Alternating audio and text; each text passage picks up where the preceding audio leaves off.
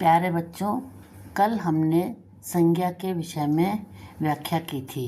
आज हम जानेंगे कि सर्वनाम क्या है।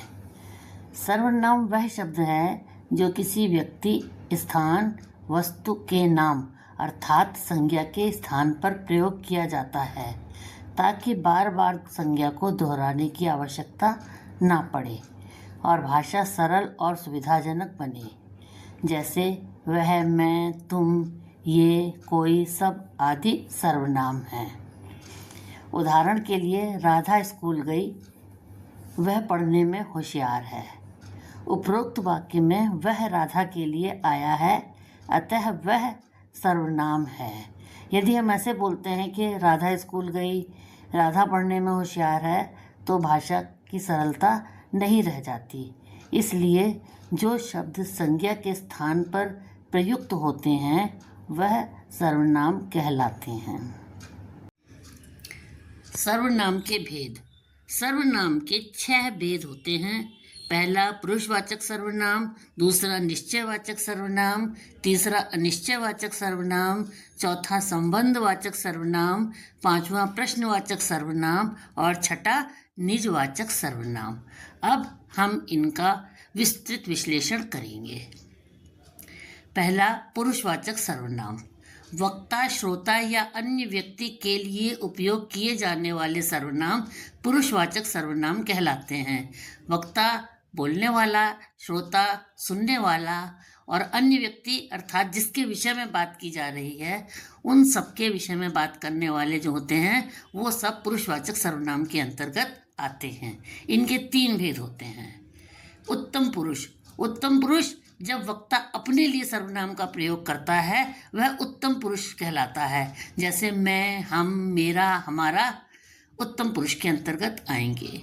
मध्यम पुरुष जब वक्ता श्रोता के साथ बात करता है अर्थात बात करने वाला सुनने वाले के साथ बात करता है और सुनने वाले को संबोधित करता है, वह मध्यम पुरुष सर्वनाम के अंतर्गत आते हैं। जैसे तुम, तू, आप, तुम्हारा। अन्य पुरुष जब वक्ता तीसरे व्यक्ति या वस्तु के बारे में बात करता है। जब बोलने वाला सुनने वाले से किसी अन्य व्यक्ति या तीसरे व्यक्ति के बारे में बात करता है, वो अन्य पुरुष सर्वनाम के अंतर्गत आते हैं। जैसे वह, वे, उनका, उसका आदि। निश्चयवाचक सर्वनाम। किसी निश्चित व्यक्ति, वस्तु या स्थान का बोध कराने वाले सर्वनाम निश्चयवाचक सर्वनाम कहलाते हैं। जैसे यह पुस्तक मेरी है। यह पुस्तक मेरी है का अर्थ है कि ये पुस्तक निश्चित रूप से मेरी है, किसी अन्य की नहीं है। वह उसका घर है अर्थात वह घर उसी का है, किसी और का नहीं है। ये निश्चित है कि उसी का घर है। अनिश्चयवाचक सर्वनाम। किसी अनिश्चित व्यक्ति, वस्तु या स्थान का बोध कराने वाले सर्वनाम अनिश्चयवाचक सर्वनाम कहलाते हैं। जैसे दरवाजे पर कोई खड़ा है। यहाँ पर कोई जो है वो अनिश्चयवाचक सर्वनाम है, पता नहीं दरवाजे पर कौन है। मुझे कुछ चाहिए। मुझे कुछ चाहिए में कुछ अनिश्चयवाचक सर्वनाम है। मुझे चाहिए, अब ये नहीं पता कि क्या चाहिए, ये अनिश्चित है कि क्या चाहिए। संबंधवाचक सर्वनाम। वाक्य के किसी दूसरे सर्वनाम से संबंध जोड़ने वाले सर्वनाम संबंधवाचक सर्वनाम कहलाते हैं। जैसे जो सोएगा वो खोएगा, जो जागेगा वो पाएगा।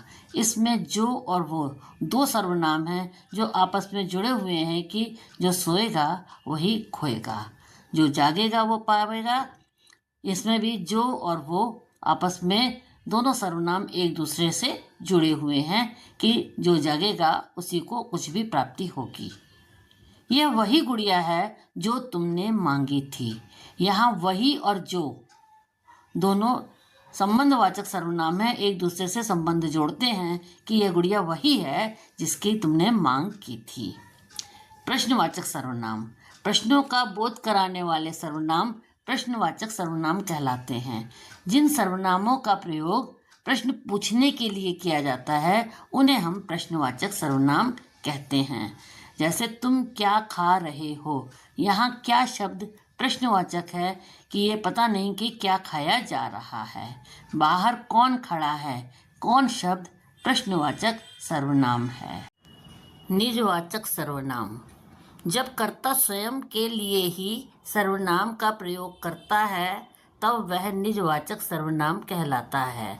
जैसे मैं यह काम स्वयं कर लूँगा, अर्थात यह काम स्वयं कर लूँगा, अपने आप कर लूँगा, तो स्वयं निजवाचक सर्वनाम है।